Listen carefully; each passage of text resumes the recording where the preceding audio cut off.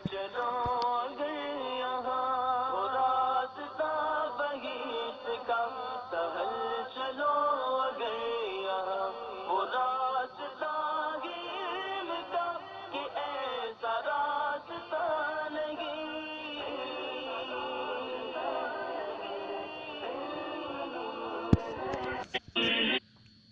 بسم اللہ الرحمن الرحیم۔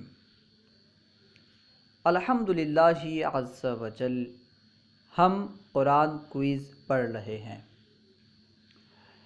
آج ہم انشاءاللہ عز وجل قرآن کوئز سے طہارت، ذکر الہی اور کلمہ طیبہ کے متعلق سوال و جواب پڑھیں گے، یعنی قرآن پاک کی کس آیت کریمہ سے طہارت کی فضیلت ثابت ہوتی ہے، قرآن پاک کی کس آیت کریمہ میں وضو کا ذکر ہے، قرآن پاک کی کس آیت کریمہ سے تیمم کا ثبوت ملتا ہے، نیز قرآن پاک کی کس آیت کریمہ میں غسل کرنے کا حکم دیا گیا ہے، اسی طرح قرآن پاک کی کس آیت کریمہ میں ذکر الہی کا حکم ہے، نیز کیا کلمہ طیبہ قرآن پاک سے ثابت ہے یا نہیں، اگر ثابت ہے تو کس آیت سے ثابت ہے، انشاءاللہ عز و جل اس کے متعلق سوال و جواب پڑھیں گے۔ آئیے شروع کرتے ہیں۔ حصہ سوم، طہارت۔ سوال نمبر 1، طہارت کی فضیلت کس صورت اور آیت سے ثابت ہوتی ہے؟ جواب، سورۃ البقرہ آیت نمبر 222 میں ارشاد باری تعالی ہے، ان اللہ یحب التوابین و یحب المتطہرین، بے شک اللہ تعالی توبہ کرنے والوں اور پاک صاف رہنے والوں کو پسند فرماتا ہے۔ اس آیت کریمہ سے طہارت کی فضیلت ثابت ہوتی ہے۔ سوال نمبر 2، قرآن پاک کی کس سورت اور آیت میں وضو کا ذکر ہے؟ جواب، سورۃ المائدہ کی آیت نمبر 6 میں، جیسا کہ ارشاد باری تعالی ہے، یا ایھا الذین آمنوا اذا قمتم الی الصلاۃ فاغسلوا وجوہکم وایدیکم الی المرافق وامسحوا برؤوسکم وارجلکم الی الکعبین۔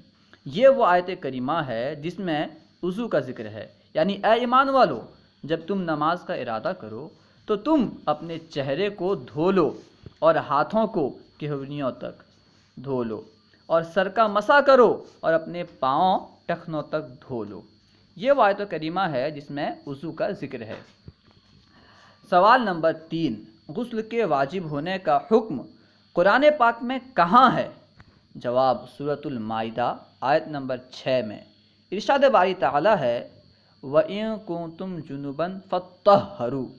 یہ وہ آیت کریمہ ہے جس میں غسل کا حکم دیا گیا ہے، غسل کے واجب ہونے کا ذکر ہے، کیونکہ یہاں پہ فَطَّهَّرُوا امر ہے اور امر سے احناف کے نزدیک واجب ثابت ہوتا ہے، امر وجوب کے لیے آتا ہے۔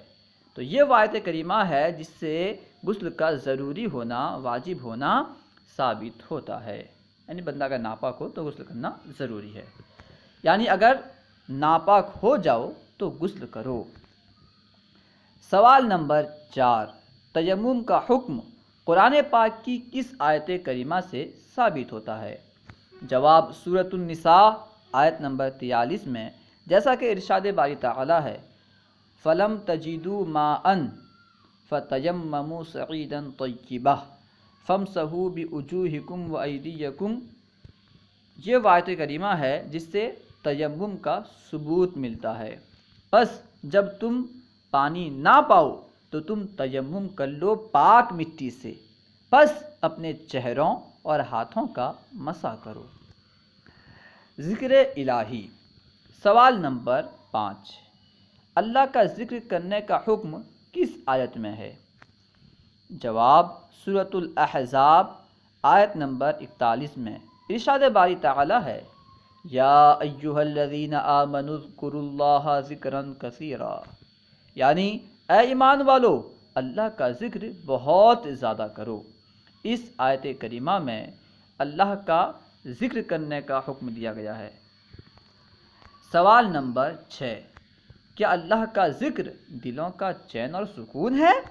جواب جی ہاں، سورۃ الرعد آیت نمبر 28 میں ارشاد باری تعالیٰ ہے، الا بذکر اللہ تطمئن القلوب، سن لو کہ اللہ کے ذکر میں ہی دلوں کا سکون ہے، اللہ کے ذکر میں ہی دلوں کا سکون ہے۔ اس لیے اگر ہم سکون چاہتے ہیں تو ہمیں چاہیے کہ ہم زیادہ سے زیادہ اللہ کا ذکر کریں۔ سوال نمبر 7، کیا قرآن پاک میں نماز کے بعد اللہ کا ذکر بلند کرنے کا حکم دیا گیا ہے؟ جواب جی ہاں، سورۃ النساء آیت نمبر 103 میں ارشاد باری تعالیٰ ہے، وَإِذَا قُمْتُمُ الصَّلَاةَ وَإِذَا قَضَيْتُمُ الصَّلَاةَ، جب تم نماز مکمل کر چکو، وَإِذَا قَضَيْتُمُ الصَّلَاةَ فَاذْكُرُوا اللَّهَ قِيَامًا وَقُعُودًا وَعَلَى جُنُوبِكُمْ، بس جب تم نماز ادا کر لو تو اللہ کا ذکر کرو، چاہے کھڑے ہو کر اور بیٹھ کر اور اپنے پہلوؤں پر۔ اس آیت کریمہ میں نماز کے بعد اللہ کا ذکر بلند کرنے کا حکم دیا گیا ہے، یعنی نماز پوری کر چکو، نماز پوری ہو جائے، نماز ادا کر لو، تب تم چاہے کھڑے ہو کر ہو، بیٹھ کر ہو، لیٹ کر ہو، کسی طرح بھی ہو، اللہ کا ذکر کرو۔ فَاذْكُرُوا اللَّهَ قِيَامًا وَقُعُودًا وَعَلَى جُنُوبِكُمْ، ٹھیک ہے۔ کلمہ طیبہ، سوال نمبر 8، کیا قرآن میں کہیں کلمہ طیبہ کا ثبوت ملتا ہے؟ جواب جی ہاں، کلمہ طیبہ کا پہلا حصہ یعنی لا الہ الا اللہ سورہ محمد آیت نمبر 19 میں ہے، فَعَلَمْ أَنَّهُ لَا إِلَهَ إِلَّا اللَّهُ، اس آیت کریمہ کے جز میں لا الہ الا اللہ موجود ہے۔ کلمہ طیبہ کا پہلا حصہ، پہلا جز لا الہ الا اللہ یہاں موجود ہے سورہ محمد کی آیت نمبر 19 میں، اور دوسرا حصہ یعنی محمد رسول اللہ یہ سورہ فتح کی آیت نمبر 29 میں ہے، وہ بیان کر رہے ہیں، اور دوسرا حصہ سورۃ الفتح آیت نمبر 29 میں ہے، محمد رسول اللہ والذین معہ، یہاں پہ محمد رسول اللہ مذکور ہے۔ اس طرح لا الہ الا اللہ محمد رسول اللہ قرآن پاک سے ثابت ہے۔ اللہ و رسولہ اعلم۔ اگر درسیات کے متعلق کوئی سوال کرنا چاہتے ہوں یا کوئی مشورہ دینا چاہتے ہوں تو کمنٹ باکس میں سوال کریں یا مشورہ دیں، انشاءاللہ عز و جل ممکنہ صورت میں آپ کے سوال کا جواب دیا جائے گا اور آپ کے مشورے پر عمل کیا جائے گا۔ علم دین کو عام کرنے کے لیے ہمارا ساتھ دیں، ان ویڈیوز کو خوب عام کریں، خوب شیئر کریں۔ السلام علیکم ورحمۃ اللہ وبرکاتہ۔